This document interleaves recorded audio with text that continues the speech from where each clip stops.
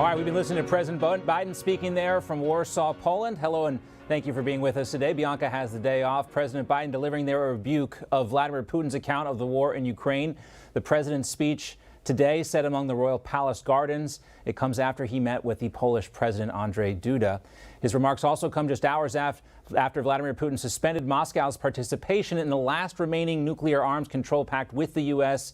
That move was announced earlier when Putin promised he would also not change his strategy in his war against Ukraine, a strategy that has involved bombing civilian targets, including hospitals and schools, something else President Biden mentioned in his speech just a few moments ago.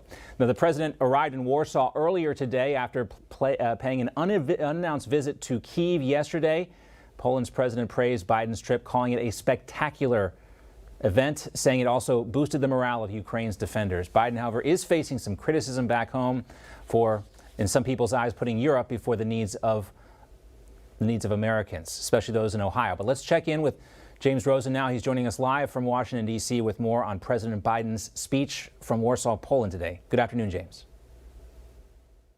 John, good afternoon. In some senses, this address by the president at this spectacular setting, the Kubicki Arkadis in the part of the Royal Castle complex in Warsaw, is something of an anticlimax after yesterday's surprise and historic visit by the president to a hot war zone in Kyiv. Nonetheless, the president had a number of objectives in mind for today's address. Part of it was meant to give a shot in the arm for the Polish president, Andrzej Duda, whose country has shouldered the majority of Ukrainian refugees that have fled the country since the conflict began a year ago, which has given more in military aid than most countries, and which has also undertaken a key logistics role for NATO in the conflict. And then the president, of course, wanted to send a message directly to Vladimir Putin. And that message, in a word, was that the Russian invasion of Ukraine has been a failure. The president saying Ukraine will never be a victory for Russia, citing the fact that the West, in the forms of NATO and the European Union, is now more cohesive and effective than ever before, that more than half the territory seized by Russian forces in the initial stages of the conflict have now been lost and reclaimed by the Ukrainians, and also pointing to the endurance of the Zelensky government. 1 year ago, the world was bracing for the fall of Kyiv. Well, I just come from a visit to Kyiv, and I can report Kyiv stands strong. Kyiv stands proud. It stands tall. And most important, it stands free. When Russia invaded, it wasn't just Ukraine being tested. The whole world faced a test for the ages. And now President Biden will face a new test from the Russian President Vladimir Putin. It was one of those rare split-screen moments, so to speak, even though President Putin's remarks preceded President Biden's by a few hours, where the two leaders were, in essence, paired side by side on the screens of people around the world with their divergent messages. As part of his long-delayed State of the Union address in Moscow, President Putin announced, as John just told us, that Russia is withdrawing from cooperation with the United States in the so-called New START nuclear treaty. It's the last major nuclear accord between the two countries that was still extant. For what it's worth, Putin said he didn't say that he was withdrawing entirely, just that he was not going to comply anymore. And in fact, State Department officials have been saying for some time that Russia has fallen out of compliance with that treaty. For the Russian president, he portrayed the Ukraine conflict as one where he is not at war with the Ukrainian people, but rather seeking to liberate them from what he says they are, which is hostages to the Kyiv regime and their masters in the West. Mr. Putin portraying the entire conflict as an existential threat to Russia. The Western elites do not conceal their goals. As they say, it's a direct quote, to bring Russia a strategic defeat.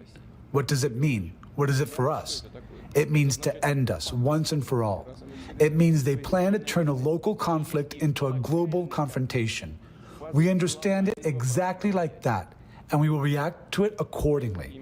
This is because in this case, it is about the very existence of our country. During the president's visit to Kyiv, President Zelensky told reporters that the two had discussed the provision of new kinds of U.S. weapon systems to the Ukrainian armed forces. U.S. aides told us that no commitments had been made in that regard by President Biden. But nonetheless, as we approach this end of the first year of the Russia-Ukraine conflict, one element of it stands above all, and that is that there is no end to it in sight. John. James Rosenforce live in Washington. Thank you, James. Let's also welcome in now retired Army Lieutenant Colonel and President of Project Sentinel, Tony Shaffer. He's here with us. Also, former Naval Intelligence Officer John Jordan. He's here with us as well. And Len Khodorkovsky. He's a former Trump administration official working on foreign policy and national security matters. Gentlemen, great to have you all with us. Hey, John. Good to be here. Well, let's start with President Biden's speech and kind of unpack what we heard today. We'll go first to you, Tony. So he did nothing to diffuse the situation with Putin. Putin is feeling he's in a corner, and his language reflects that. Let's be honest here. The idea of walking away from 50 years of work relating to successful Reagan-based negotiations for nuclear weapons is not a good thing. Biden talks about a choice between chaos and stability. John, Biden is bringing the chaos here because he's not willing to actually accept the fact that the Russians have a worldview that's different than ours.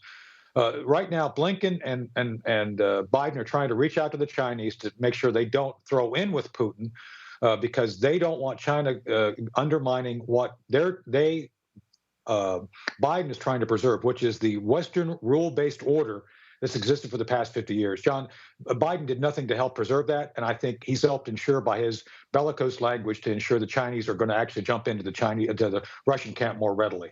We have that whole concern about the Chinese getting closer with the Russians. But, Len, I want to ask you more about Vladimir Putin pulling out of the New START treaty.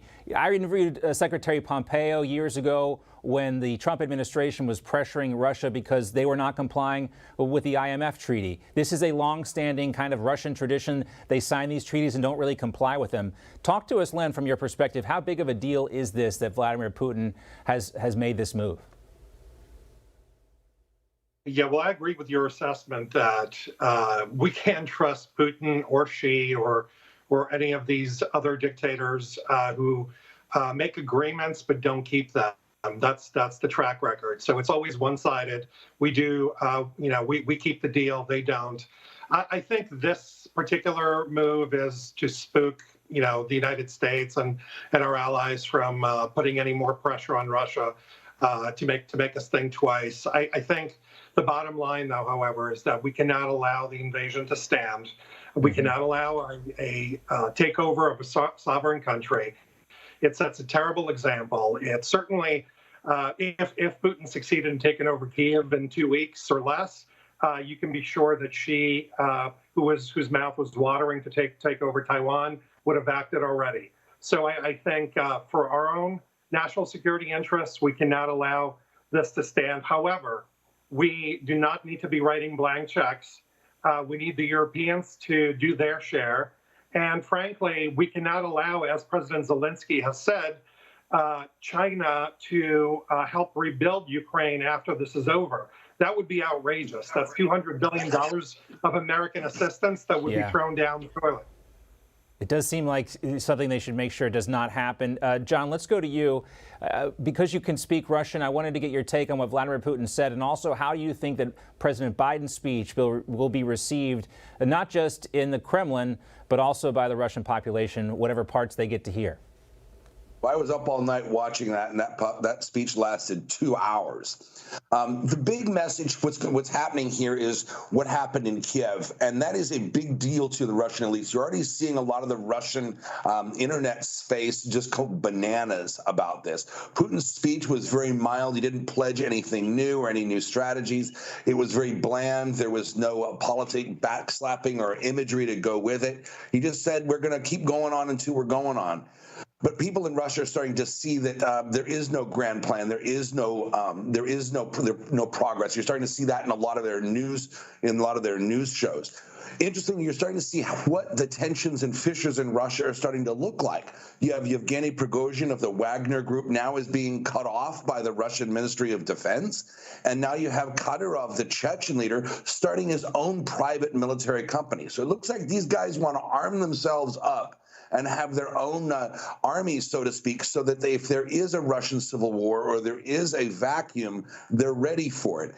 Even Gazprom, the oil company, is starting its own private private military contract company. So you're starting to see these different factions arm up in a big way, and an open rift between the Russian Ministry of Defense and Yevgeny Prigozhin and the Wagner Group. And again, I don't speak Russian, but you could almost sense some frustration in the room just based on the body language by some of the attendees. You mentioned the Wagner Group not getting resupplied, and also the Kurdish, the leader starting his own, I'm sorry, not the Kurdish leader, but the Chechen leader starting his own group as well. And then you have Lukashenko, Tony, waking up to headlines that he might be annexed as well under Vladimir Putin's army. It doesn't seem like things, despite what Vladimir Putin wanted to project today, things are really lining up for him right now.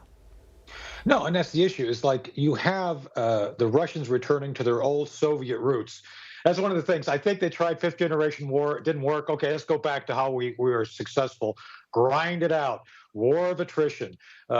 People jumping out of the 34th floor of their apartment as a leadership change. I mean, look, this is, as I said I've said with you several times, you can take the man out of the Soviet. You can't take the Soviet out of the man. Putin's going back to what he knows, and I think that's where it's all going. So yeah, and we see President Biden delivering the rebuke of what Putin says. The question, though, is how stable is Putin's leadership right now in Russia, and where does the war go from here? Gentlemen, great to have you with us. We're just now starting to scratch the surface on this. 1 year into this conflict, there is more to learn every single day, and we'll continue to do that each day. Thank you for your insights, everyone on this panel. Lieutenant Colonel Tony Shaffer, John Jordan, and Len Khodorkovsky. We appreciate it. Thank you. All right.